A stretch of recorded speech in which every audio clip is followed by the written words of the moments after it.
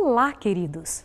Sejam bem-vindos ao nosso programa Profecias Bíblicas, Esperança das Nações. O livro que estamos estudando é o livro de Daniel.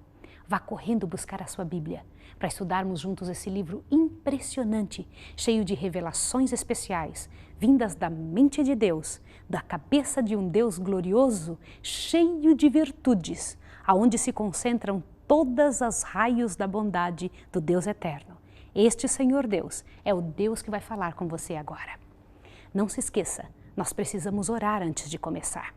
Todas as vezes que abrimos a palavra de Deus, não são pessoas falando, é o Deus eterno falando conosco. Não perca o privilégio de buscar a sua Bíblia para estudarmos juntos. Serão momentos especiais com Deus. Vamos orar juntos agora? Eu quero orar com você. Vamos orar então.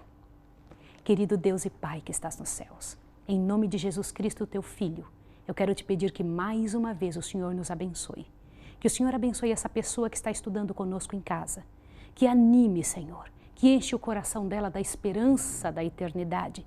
E também, em nome de Jesus Cristo, que nos dê a sabedoria que o Senhor quer que tenhamos, tanto para compreender quanto para obedecer. Em nome de Jesus, nos dê o teu Santo Espírito nesse momento. Amém. Queridos, vocês se lembram? A última vez que estudamos, estávamos naquela parte triste da história do universo, aonde um anjo se revoltou contra Deus, o nome dele era Lúcifer, onde ele não acreditava que ele era somente um anjo, que ele havia sido criado e que ele poderia ser Deus, que ele havia se revoltado contra a lei de Deus. E hoje eu gostaria de começar aqui. Você sabia, querido, que a lei de Deus é o seu próprio caráter? Que ali se concentram todas as verdades relacionadas à história do próprio Deus? Quando o Senhor Deus diz algo, não faça, é porque Ele mesmo jamais faria. Deus mesmo obedece à sua lei. Deus é o autor desta lei de amor, a lei onde dizia o que devem e o que não devem fazer aqueles seres que deveriam ficar conectados para sempre com Deus eterno. E você sabia, querido, que existem muitos filhos no universo que nunca pecaram? Existem muitos anjos que, assim como você e eu, são dotados do livre-arbítrio, a capacidade de decisão e decidiram completamente nunca rebelar-se contra Deus? Queridos, a lei de Deus é o seu próprio caráter, é a base do seu governo. No céu já havia a lei de Deus e ela sempre existiu. Agora, eu queria que você compreendesse algo relacionado ao pecado. O pecado é o resultado da transgressão da lei de Deus. Aonde isso está escrito? Abra sua Bíblia em 1 João, aquele livro lá no finzinho da Bíblia, pertinho do livro de Apocalipse. Uma das epístolas de Paulo, aonde você vai entender algo muito sério. Veja que coisa interessante. 1 João, o livro de 1 João é uma das cartas de Paulo, capítulo 3, do verso 4 em diante. E eu gostaria que você compreendesse isso de forma muito especial e me acompanhasse. Achou isso na sua Bíblia? Encontrou? Veja o que diz aqui. Todo aquele que comete pecado transgride a lei, pois o pecado é a transgressão da lei. Interessante isso, não é? A melhor tradução de Bíblia é aquela que diz que pecado é a transgressão da lei. Algumas Bíblias dizem que pecado é iniquidade. E essa não é a melhor tradução. Agora veja que coisa interessante. Todo aquele que comete pecado transgride a lei, pois o pecado é a transgressão da lei. Agora veja que coisa interessante. Todo lugar onde você encontrar a palavra pecado, de agora em diante do que vamos ler, você troque a palavra pecado por aquilo que a Bíblia diz que é pecado, que é transgressão da lei. Vamos ver juntos. Olha o que diz aqui. E bem sabeis que ele se manifestou para tirar os nossos pecados, e nele não há pecado. Então vamos substituir? E bem sabeis que ele se manifestou para tirar as transgressões da lei, e nele não há transgressão de lei. Todo aquele que permanece nele não vive transgredindo a lei. Todo que vive transgredindo a lei não viu e nem o conhece. Isso não é sério? Viu? Se você faz a troca da palavra, da tradução que Deus pediu que fosse dada, do significado que Deus pediu que fosse dado para pecado, você encontra essa maneira de pensar. Não é sério? Continue, olha. Filhinho, ninguém vos engane. Quem pratica justiça é justo, assim como ele é justo. Agora, olha que sério que você encontra no versículo 8 do capítulo 3 da carta de Paulo, da carta de João, de 1 João, dizendo assim: quem comete a transgressão da lei, ou seja, o pecado, é de quem? O que diz a sua Bíblia? É do diabo.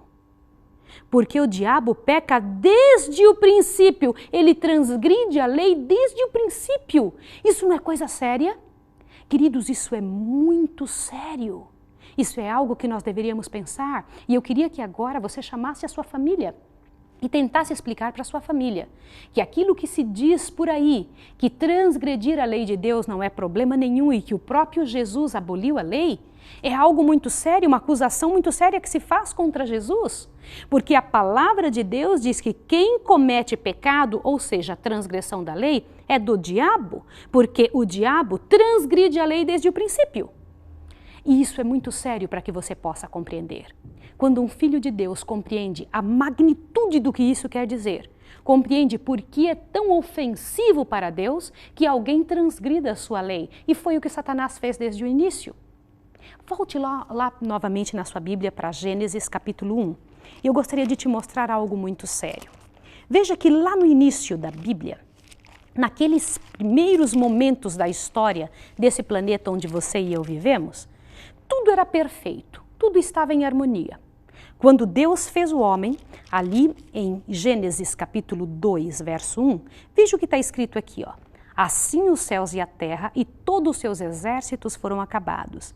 Havendo Deus acabado no 7º dia a obra que fizera, descansou nesse dia de toda a obra que tinha feito, e abençoou Deus o 7º dia e o santificou, porque nele descansou de toda a obra da criação que fizera.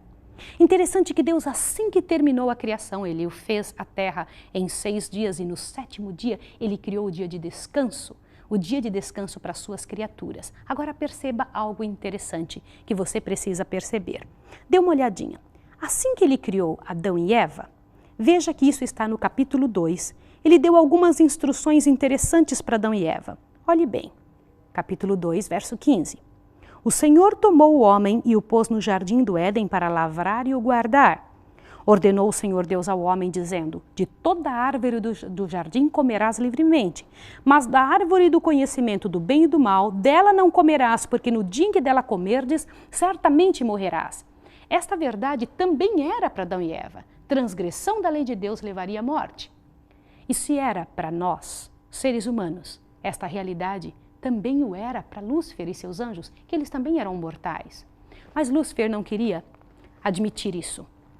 Ele então se revoltado contra Deus como estava, com um coração pesado, cheio de desejo de ser igual a Deus, não acreditando no que Deus queria. E, aliás, eu vou lhe dizer, toda desconfiança de Deus leva a pecados muito maiores. Lúcifer, com o coração pesado como estava, ele saía da presença de Deus, às vezes convencido do seu pecado. Mas na distância de Deus, ao ver seu próprio brilho, a sua beleza, a grandiosidade do que ele mesmo parecia apresentar, ele então se sentia da seguinte maneira: eu vou querer ser igual a Deus, eu quero ser igual a Deus. E ele começou a pensar, por que só recebe honra aqui no céu só o Senhor Jesus Cristo? Porque todas as coisas que Deus queria, Deus chamava seu filho. Porque você sabe que existem assuntos que os anjos jamais entenderiam. A cabeça, a inteligência de qualquer ser criado, por maior que seja, por mais privilegiada que possa ser, jamais chegará a ser como Deus. E assim eram os anjos. Mesmo Lúcifer, com toda a inteligência que ele possuía, com toda a sabedoria que lhe tinha sido concedida, ele jamais chegaria a ser como Deus. Um dia Deus Pai o chamou. Lúcifer, vem à minha presença. Meu filho, o que você está sentindo vai levar você à morte. Você vai morrer. E ele disse, mas pai, por que eu não posso ter a mesma honra que o Senhor Jesus Cristo? Por que não da mesma maneira?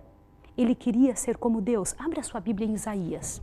Dê uma olhadinha o que ali a Bíblia fala a respeito deste detalhe que eu estou falando a respeito da vida dele, da vida de Lúcifer. Isaías 14, verso 12 em diante. Olha o que diz aqui. Como caíste do céu, ó estrela da manhã, filha da alva. Como foste lançado por terra, tu que debilitavas as nações. Agora veja o verso 13. Tu dizias no teu coração, veja que era algo velado. Ele dizia, Eu subirei ao céu, acima das estrelas de Deus exaltarei o meu trono. No monte da congregação me assentarei, nas extremidades do norte. Subirei acima das mais altas nuvens e serei o quê? Semelhante ao Altíssimo. Ele queria ser igual a Deus e ele tinha uma inveja muito grande de Deus. Queridos, isso é coisa muito séria. Algumas pessoas nessa terra também se sentem assim. Sentem que são mais inteligentes do que o Deus eterno, que se as coisas estivessem em sua própria mão, fariam diferente. Querem reformar o governo de Deus, querem fazer a coisa como se estivesse sob seu comando. E infelizmente, tantos de nós sofremos, e não sofremos sozinhos. Somos levados a fazer outras pessoas sofrerem. Foi o caso de Lúcifer. Ele saía da presença de Deus e então ele começava a conversar com os outros anjos e dizer para os outros anjos que a lei de Deus, a maneira como Deus governava o céu precisava de reforma. Que tristeza! Um dia o Senhor Deus chamou todos os anjos em sua presença e lá veio Lúcifer junto com eles, com os outros irmãos. E Deus então deu uma notícia para os anjos do céu. Queridos, eu resolvi criar irmãos para vocês. E os anjos, pai, você vai fazer irmãos para nós? Irmãos, eu resolvi criar irmãos. Eles vão viver em uma filial do céu. Queridos, o que é uma filial do céu? É algo parecido com a matriz, igual à matriz, só que num espaço físico diferente. E o Senhor Deus havia dado essa insinuação para os anjos, dizendo, eu vou criar filhos e eu vou colocá-los numa filial do céu. A este local onde eu vou colocá-los, eu vou chamar de terra. E os anjos, puxa, que maravilha, pai, nós vamos te ver criar. A intenção de Deus era aquele amor que ele tinha em si, poder fazer de forma maior e mais bem produzida, que seu amor fosse trazido a todos os seres e mais novamente a outros seres criados. Quando nós vemos a história da criação dessa terra, vemos que era possuída de um amor muito grande. Em Gênesis 1, o último verso, o Senhor Deus diz ali, que eis que tudo era muito bom, diz a Bíblia. Viu Deus tudo quanto tinha feito e eis que era muito bom. E houve tarde e manhã o sexto dia. Queridos, isso é coisa muito séria. Quando Deus fez essa terra, Ele fez e disse que era muito bom. Assim foi que Deus comentou a respeito desse planeta.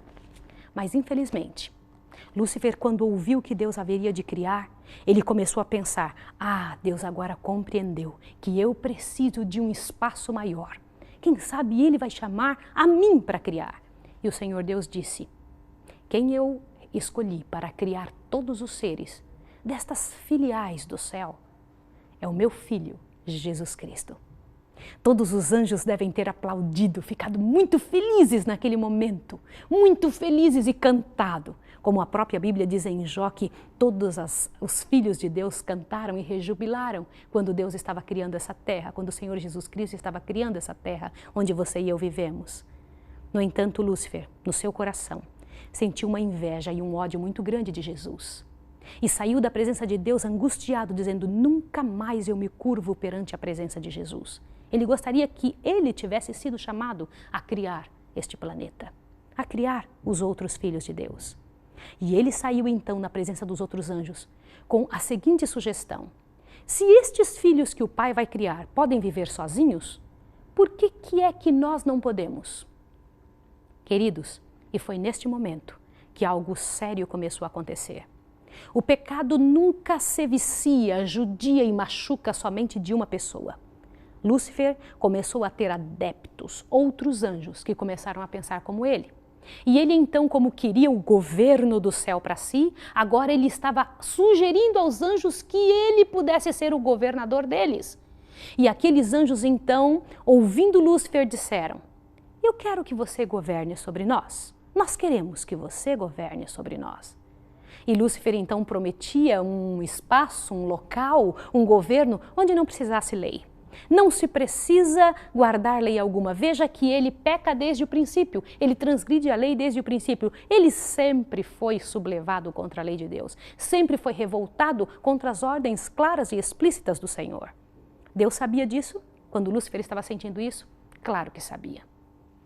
Mas, queridos, no entanto, a coisa nem sempre ficou dessa maneira. Graças a Deus, o Deus Pai tomou uma atitude rápida.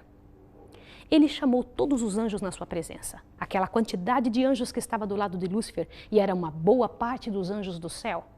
E estes anjos Deus conversou com um por um deles e explicou: se vocês continuarem da maneira como estão, vocês terão que se afastar de mim, e qualquer um que se afasta de mim por não ter vida própria, morre. O pecado é um afastamento de Deus. Quando nós nos afastamos de Deus, estamos pecando perante o Senhor. E os anjos então resolveram arriscar. E o mais interessante com relação a isso, queridos, é que eles nunca haviam visto ninguém que havia morrido. A morte não existia, lembra disso? O Senhor Deus só estava permitindo que Lúcifer fosse avante no que estava sentindo, na intenção de fazer todo o possível para resgatá-lo. Veja que coisa interessante, algumas pessoas se perguntam: mas Maísa, por que Deus não matou a Lúcifer imediatamente? Deus não faz isso, queridos. Deus não toma essa atitude. Deus é além de amor, Ele também é justiça. Além de justiça, Ele também é amor. Quando um filho seu está doente, você joga ele para fora de casa e diz assim: quando você sarar, você volta? Não, você não faz assim. Você cuida daquele filho muito mais do que os outros. E foi o que Deus estava fazendo com Lúcifer. Cuidou, amparou, trabalhou o coração de Lúcifer em todas as formas que Deus podia, para que jamais ele pudesse dizer que nunca teve chance. E foi isso que o Senhor Deus fez com ele. Queridos, foi tanto amor despendido, tanto cuidado ofertado para Lúcifer, que Lúcifer, ele cada dia se sentia um pouco mais importante. Ele dizia: se Deus está fazendo isso comigo, é porque tem alguma fraqueza, quem sabe eu estou certo. E aquela multidão de anjos, queridos, que estavam com Lúcifer, aquele sentimento que eles tinham de que, quem sabe, a morte não existia, quem sabe iam viver muito melhor se estivessem longe de Deus. Foi então que Lúcifer foi expulso do céu. Abra a sua Bíblia em Apocalipse 12. Dá uma olhadinha o que Deus revela ali para mim e para você. Em Apocalipse 12 traz algo interessantíssimo que você precisa entender. Aquele acusador dos irmãos, aquele que foi expulso do céu, a história dele é contada de forma muito clara aqui em Apocalipse 12. Olha o que diz aqui. Eu quero que você leia comigo. Faz muita diferença quando a gente lê aquilo que está sendo falado. Apocalipse capítulo 12 diz o seguinte, está escrito em verso 7 em diante. E houve guerra no céu. Miguel e os seus anjos batalhavam contra o dragão. E o dragão e seus anjos batalhavam, mas não prevaleceram, nem mais se achou seu lugar nos céus. E foi precipitado o grande dragão, a antiga serpente que se chama Diabo e Satanás. E ele foi precipitado na terra e seus anjos foram lançados com ele. Você já pensou uma coisa dessa? Ele foi lançado fora do céu, foi expulso de lá. Que tristeza! Alguém que havia sido tão grandemente honrado no céu, agora expulso de lá. Pode imaginar algo dessa natureza? E ele foi expulso. E saiu procurando um lugar onde alguém pensasse como ele. Por que foi que o Deus Pai permitiu que ele continuasse vivendo? Veja, todos os seres do céu, todos os anjos, haviam ouvido Lúcifer colocar dúvida no reino de Deus. E Deus disse a Lúcifer: eu te dou um prazo, um tempo, para que você demonstre quais são as suas atitudes pelos frutos que você vai produzir. E você sabia que é assim mesmo? Nós demonstramos o que temos no coração a partir daquilo que produzimos. Os nossos frutos mostram o que temos no coração. E Deus precisava mostrar a partir das atitudes de Lúcifer aonde levaria as atitudes dele. E é óbvio, meus queridos, é claro que toda vez que Deus permite que algo perdure, que algo continue, que uma atitude humana, uma atitude de um ser criado continue, é para provar quem é Ele e nos provar que tipo de atitude temos que tomar. Queridos, como é sério isso? Você e eu precisamos tomar um tempo para pensar em nossas próprias atitudes. Desde aquela ocasião em que Lúcifer foi expulso do céu, está sendo travada uma batalha nos bastidores da vida, no espaço invisível que está longe dos nossos olhos, mas que aparece nas atitudes das pessoas. É Deus lutando de um lado e o inimigo lutando do outro lado. Queridos, nós sabemos que o Senhor Deus vai vencer, que esta batalha é uma batalha ganha, louvado seja o nome de Deus. O Senhor Deus venceu na cruz do Calvário. Mas como foi que Jesus entrou nessa história, tornando-se o nosso Salvador? Como foi que ele entrou nessa história, nessa briga, nessa grande luta, fazendo essa parte tão importante que ele atua hoje de forma tão importante como vitorioso nessa história? Você vai entender isso no próximo capítulo. Vai compreender de forma clara e objetiva em que lado você está, em que parte desta batalha entre Cristo e Satanás você está trabalhando, você está vivendo. E isso você e eu precisamos compreender. Isso você e eu precisamos abrir de forma clara em nossa mente e em nosso coração essa situação. Quando Deus criou Adão e Eva aqui nessa terra, Ele havia feito um mundo perfeito e só pediu um detalhe para Adão. E eu queria que você pensasse de que maneira que Adão foi feito. Você pode imaginar Adão, aquele que saiu das mãos do Criador, cuja Bíblia diz que ele era semelhança do Deus eterno, semelhança do Deus divino. Pode imaginar que ele tivesse algum detalhe imperfeito? Não, queridos. Ele era totalmente perfeito. Perfeito em sua maneira de pensar, sem uma nódoa de pecado. Não havia um só detalhe nesse planeta que deslustrasse a graça, o poder e a bênção do Deus eterno. E você e eu precisamos entender isso de forma especial. Que toda a história da redenção, toda a história que Deus contou nessa terra, tinha um motivo todo especial para estar acontecendo. E você faz parte de toda essa história da mesma forma como todos os outros seres fizeram parte dela. Queridos, assim como Adão, você também tem que decidir. Assim como Adão, você também tem uma decisão a ser tomada. Uma atitude a ser exposta para todo o universo perante os anjos, para mostrar o que vai dentro do seu coração. Você já deve ter ouvido falar assim: Deus está me provando para ver o que eu tenho dentro de mim, que tipo de atitudes eu vou tomar frente a esta ou aquela outra situação. Queridos, não é Deus que precisa saber o que vai dentro do seu coração. Deus é onisciente, Ele sabe o que você pensa. Ele sabe o que você vai fazer daqui nos próximos minutos, daqui a 100 anos o que vai acontecer. Deus sabe todas as coisas. Por que Deus nos prova então?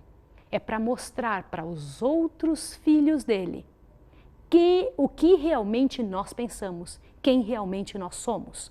Quando nós agimos, nós provamos para toda a humanidade o que é que nós trazemos dentro do nosso coração. Assim acontece no mundo invisível. A atitude dos anjos durante esses mais de 6.000 anos de pecado, a atitude dos anjos maus prova a quem eles pertencem, que atitude realmente eles tinham no coração desde o princípio e a que atitude vai levar esse tipo de ação. Queridos, todos os que morreram nessa terra, todos os que sofreram porque decidiram sofrer.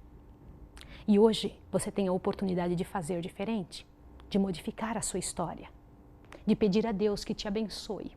No próximo estudo, nós vamos entender mais claramente os detalhes desta grande guerra, que é um dos detalhes especiais que Daniel, o livro de Daniel, a profecia de Daniel, esclarece, expande de forma tão absoluta, tão própria, tão característica dos livros das profecias.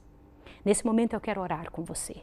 Quero pedir a Deus que abençoe a sua família, que te ajude na sua decisão, que te faça estar preparado com a sua Bíblia nos mesmos horários de nossos programas nas próximas vezes, para que você possa compreender o que Deus espera de você nesse momento final da história da Terra. Eu quero orar com você agora. Eu quero pedir a Deus que abençoe você. Vamos orar juntos? Vamos pedir ao Senhor que te abençoe? Querido Deus e Pai, muito obrigado por ter deixado para nós a Tua Santa Bíblia, Senhor, que nos revela e esclarece qual é a Sua vontade para os filhos, para os Teus filhos nessa terra. Senhor, nós estamos dentro deste conflito. Nós fazemos parte desses momentos especiais da história. Queremos que, em nome de Jesus, o Senhor nos abençoe, para que nós possamos fazer o melhor da nossa escolha, dessa capacidade de livre-arbítrio que o Senhor nos deu. Nos ajude no próximo estudo a estarmos aqui com a nossa Bíblia para aprendermos um pouco mais do Teu grande plano de amor. Te pedimos isso em nome de Jesus. Amém, Senhor. Amém. Até a próxima vez.